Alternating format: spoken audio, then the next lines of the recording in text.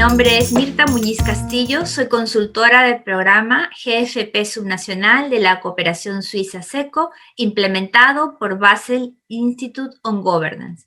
En esta oportunidad vamos a hablar acerca de cómo se definen las medidas de control para mitigar riesgos en gobiernos subnacionales, en el marco de la implementación del sistema de control interno bajo la rectoría de la Contraloría General de la República. Empezamos.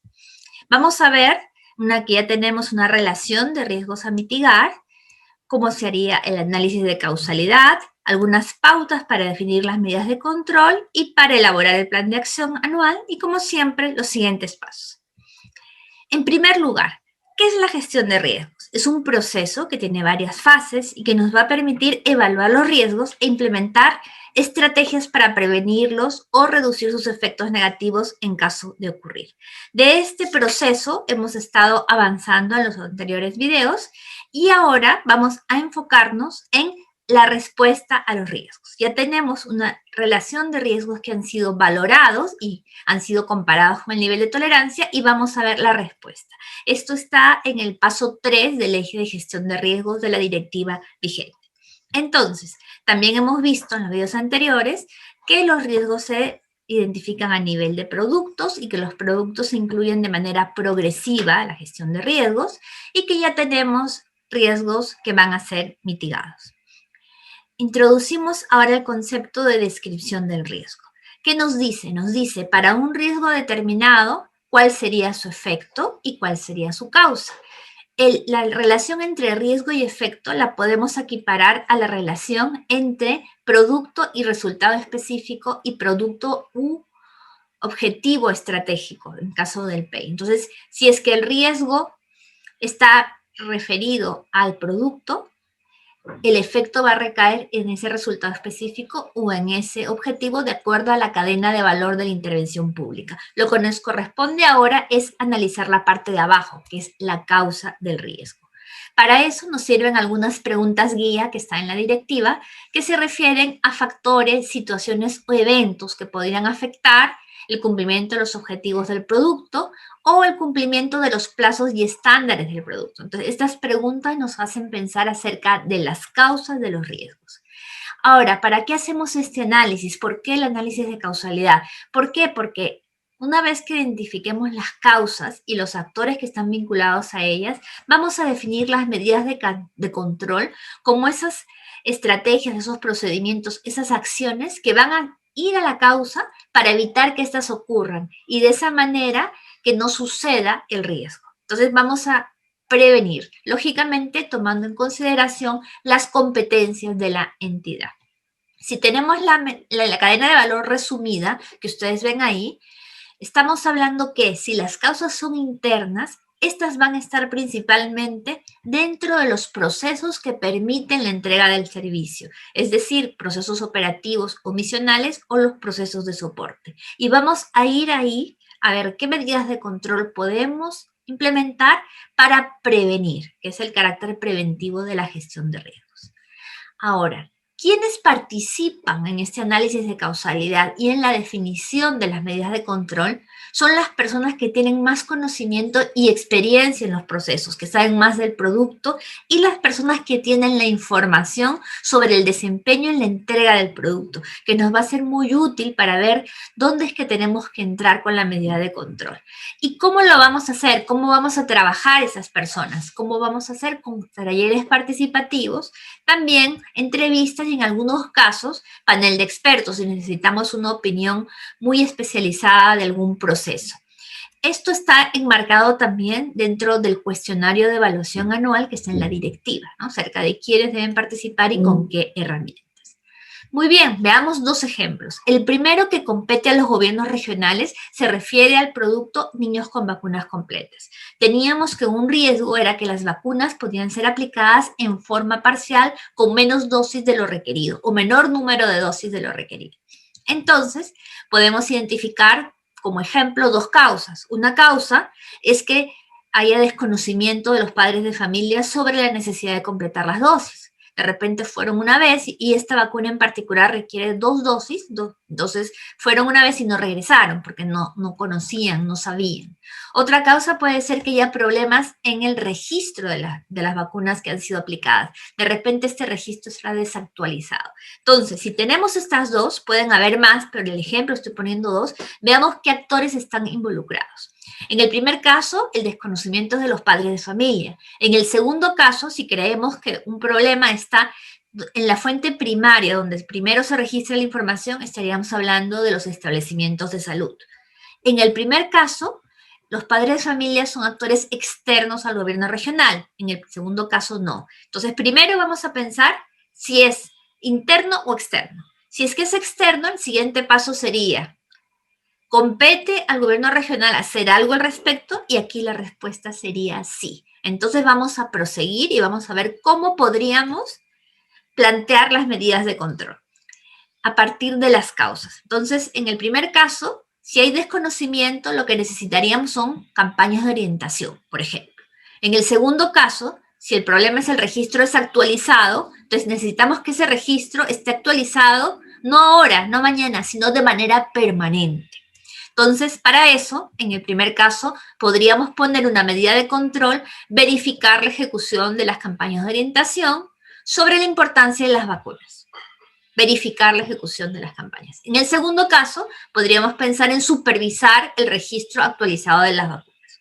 Entonces, si nosotros pensáramos en ese riesgo que está arriba, en la franja ploma, ¿no? Y vemos directamente las medidas, quizás no lo sacaríamos tan fácilmente, pero el hecho de haber analizado las causas nos va a permitir identificar esas medidas de control que nos van a ayudar a prevenir la ocurrencia de ese riesgo. Veamos el segundo ejemplo, que compete a los gobiernos locales. Aquí hablamos del servicio de atención al contribuyente para el cumplimiento de las obligaciones tributarias. Entonces, ese servicio debe brindar orientación adecuada y completa. Entonces, un riesgo es que el servicio podría brindar orientación inadecuada o incompleta sobre las obligaciones tributarias. Entonces, si continuamos con este ejemplo, vamos a preguntarnos por qué podría ocurrir ese riesgo. ¿Cuáles son las causas?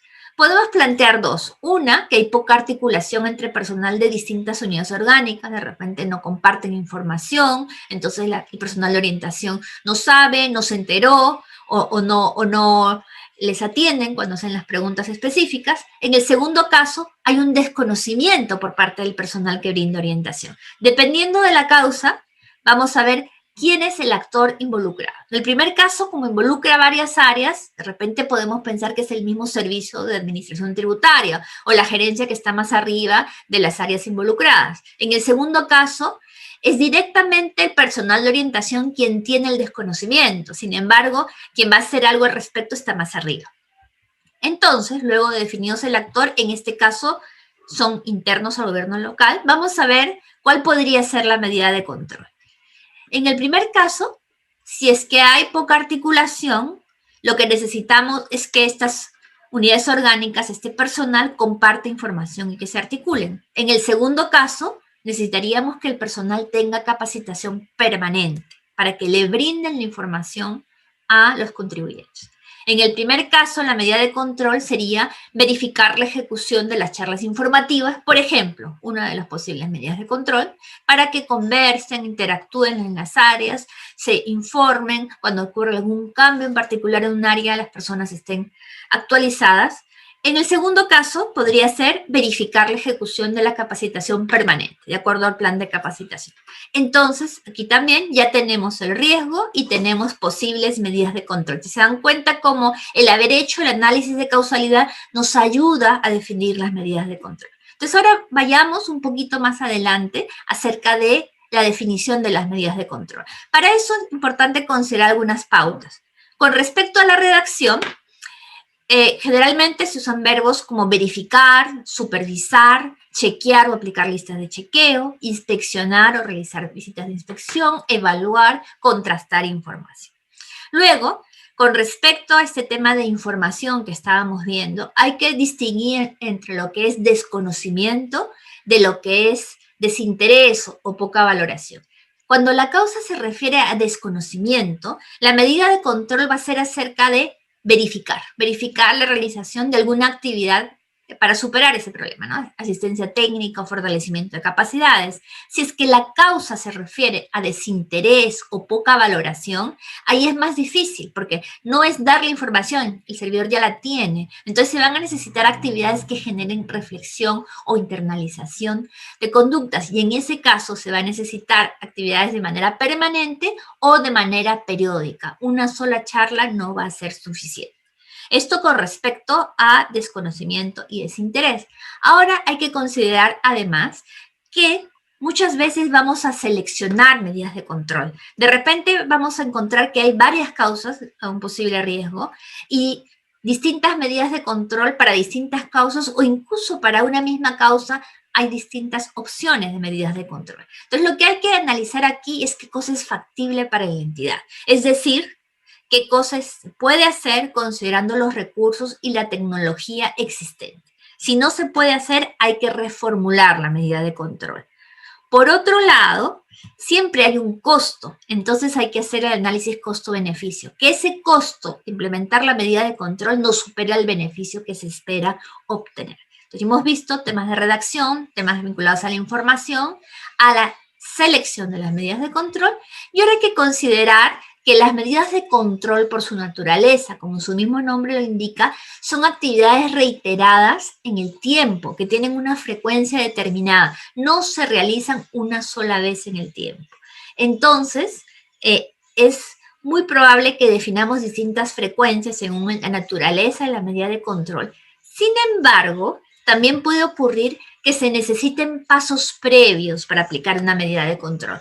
Por ejemplo, si nosotros queremos implementar un cambio importante en la manera como se realiza la entrega del servicio, vamos a necesitar quizás un informe de diagnóstico o un estudio especializado. Si necesitamos este estudio especializado, que es requisito indispensable para definir la medida de control, vamos a tener que elaborar los términos de referencia, hacer la contratación, recibirlos, entregar, todos esos pasos previos también los incluiríamos en el plan de acción anual, pero esos sí van a ser una sola vez, pero nos van a permitir después aplicar la medida de control de manera frecuente. También algo muy común es el tema de mejoras en sistemas informáticos. De repente encontramos que hay información que no es consistente entre un sistema u otro, o de repente necesitamos un reporte específico para que no se nos complique mucho el hacer la verificación. Entonces hay que hacer una mejora, hay que hacer un aplicativo, eso también requiere ciertos pasos, pero una vez que esté, vamos a tener los reportes automatizados. Entonces eso también podría indicarse como paso previo, y ahí lo importante es poner distintos hitos para que se vaya registrando el avance, ¿no? Y ver quiénes serían los responsables. Entonces, eso es lo que les podemos decir hasta el momento con respecto a los pasos previos. Antes de terminar esta parte, es también importante considerar que algunos riesgos pueden referirse al cumplimiento de una norma, una obligación contractual o una disposición. En ese caso, sí o sí, hay que hacerlo, porque es algo que se tiene que cumplir. Entonces, la medida de control va a ser verificar el cumplimiento o supervisar que se hayan aplicado las políticas y procedimientos. Entonces, ahora veamos algunas recomendaciones con respecto al plan de acción. Empecemos. Ustedes están viendo el formato del plan de acción anual que ha definido la Contraloría como la herramienta para poder verificar la implementación del sistema de control interno. Entonces, tiene dos secciones. La sección medidas de control corresponde al eje de gestión de riesgos, que es donde nos estamos concentrando en estos videos. Entonces, ahí sobre eso vamos a tratar. Aquí pueden ver esto un poco más amplio. Ya tenemos las medidas de control que han sido definidas en función a las causas de los riesgos. Ahora vamos a definir los medios de verificación en los órganos, unidad orgánica responsable y las fechas. Con respecto a la medida de control y a los medios de verificación, en este esquema vemos lo que ya hemos avanzado, ¿no? En este video hemos visto la parte del análisis de causalidad. Ahora lo que vamos a ver es la parte de la relación entre medidas de control y medios de verificación. ¿Cómo pasamos de la medida de control al medio de verificación, que es el sustento, que nos indica que se está implementando? Puede ser un documento, puede ser un audio, un reporte informático, y los responsables. Para eso consideremos un paso intermedio, que es cada medida de control va a necesitar acciones que al ejecutarse nos van a dejar medios de verificación. Estas acciones no aparecen explícitamente en el plan de acción, pero sí están en el reporte de seguimiento. Entonces, para poder avanzar, vamos a pensar en un diseño tipo árbol, como el que ven ustedes ahí. Tenemos un riesgo y tenemos medidas de control que van a las causas. Recordemos, por lo menos una medida de control por cada causa, puede haber más. De las medidas de control podemos encontrar un medio de verificación, 2 medios de verificación o 3. En realidad la recomendación es que sea siempre más de uno. Y de manera intermedia tenemos las acciones, que las acciones sí van a tener una relación 1 a 1 con los medios de verificación. Veámoslo con los ejemplos que ya hemos tratado antes. Con el ejemplo del producto Niños con Vacunas Completas. Tenemos una medida de control que era verificar la ejecución de las campañas de orientación a las madres, padres o cuidadores oficiales de los niños para que efectivamente ellos conozcan la importancia de las vacunas, ¿no? Y que se repiten o que hay dosis que se tienen que cumplir, no solamente la primera, sino 1, 2, según se requiera. Entonces aquí podemos identificar como acciones. La primera, elaborar el plan de la campaña de orientación. Lógicamente, si hay que verificar la ejecución, primero hay que hacer el plan. Luego, efectuar el seguimiento a la ejecución de ese plan y finalmente evaluar los resultados de la campaña de orientación. Con respecto a estas acciones, tenemos como medios el mismo plan, el informe de seguimiento y el informe de evaluación. Entonces, se dan cuenta, si nosotros ponemos estos 3 momentos, estas 3 acciones, podemos ver cómo estamos avanzando en la implementación de la medida de control. Pero además, es muy importante no quedarnos solo con el seguimiento, sino evaluar. Entonces, nosotros nos va a servir estos medios de verificación, nos van a servir el contenido de estos documentos para ver si esa campaña valió la pena, si la repetimos el próximo año, si la repetimos en otro lugar. Entonces, aquí no solamente es porque vamos a poner controles acerca de cómo estamos avanzando, sino que vamos a aprender de lo que estamos obteniendo como resultado. En el caso del otro producto, que competía a los gobiernos locales con respecto al servicio de atención al contribuyente, ¿no? Teníamos una medida de control, verificar la ejecución de la capacitación permanente de las personas que orientan al público en los distintos canales. Entonces tenemos una acción, levantar información sobre las necesidades de capacitación, elaborar el plan de capacitación incluyendo el personal de orientación. Es importante que estemos pensando que es un plan de orientación, un plan de capacitación general, y dentro de este estamos incluyendo este personal. La idea no es llenarnos de documentos, sino con los mismos documentos de gestión, que esté la huella, que esté la marca, que sí estamos incorporando estos aspectos que son necesarios para atacar las causas. Otra acción, efectuar el seguimiento. Y otra acción, evaluar los resultados de la capacitación. En el desempeño, claro, ellos ya están siendo capacitados, pero ¿cómo ha cambiado su desempeño en la atención a los contribuyentes? Para estas 4 acciones tenemos los correspondientes medios de verificación. Entonces, igual que en el anterior caso, podemos ver el avance en la implementación y podemos aprender de la información que está en estos documentos. Ahora veamos algunas recomendaciones en la elaboración del plan de acción, muy puntuales. Primero, es recomendable poner los medios de verificación en orden cronológico, de manera que los primeros se refieran al inicio de la implementación y el último hacia el final de la implementación. En algunos casos, cuando se va a hacer algo por primera vez, de repente las entidades forman un grupo de trabajo, una comisión. En ese caso, podríamos pensar que la fecha de inicio es la fecha cuando se conformó esa comisión o ese grupo de trabajo. Por otro lado, en lo que se refiere a los responsables, tiene que haber un solo responsable en el plan de acción en el campo de órgano o unidad orgánica responsable. Si es que se trata de más de uno que están trabajando coordinadamente para poder avanzar en la implementación, entonces en la columna de comentarios se puede agregar en coordinación de las otras unidades orgánicas que están participando. Además, también, como les decía hace un rato, respecto a las acciones previas, es importante poner los hitos, ¿no? En orden cronológico.